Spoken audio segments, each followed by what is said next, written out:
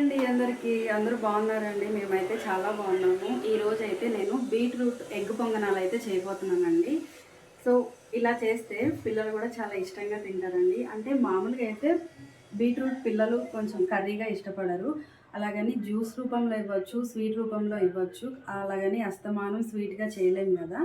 So ఇలా egg పొంగనాలు అయితే బీట్రూట్ ఎగ్ పొంగనాలు ఇలా చేసుకొని పిల్లలకు పెడితే మాత్రం చాలా ఇష్టంగా తింటారండి. వద్దన్నారు అనమాట.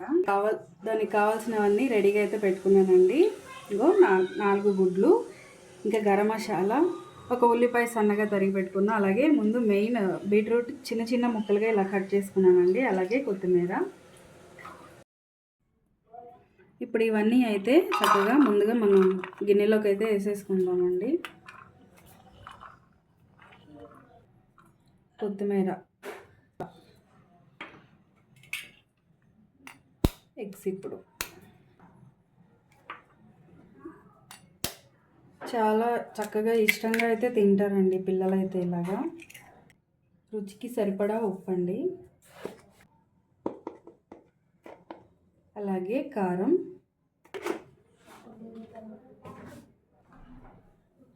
చూసారు కదా మనం ఉప్పు కారం కూడా అన్నీ వేసేసుకున్నామండి. ఇప్పుడు మొత్తం చక్కగా కలిపేసుకుందాము. చూసారు కదా ఇప్పుడు నేను పొంగనాలు వేసుకోవడానికైతే దాన్ని సిద్ధం చేసుకున్నానండి. సో వేసేసుకుంటున్నాను అనమాట. చక్కగా హీట్ వచ్చేసింది.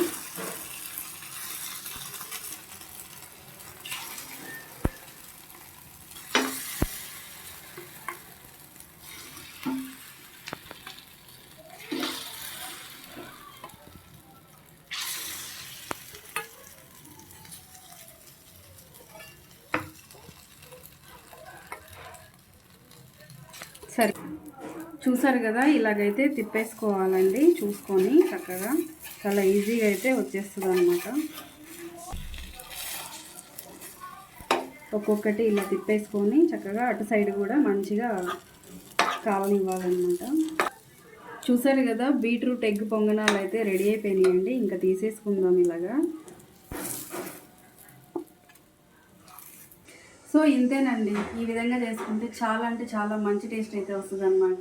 సో అందరికీ బాయ్ ఫ్రెండ్స్.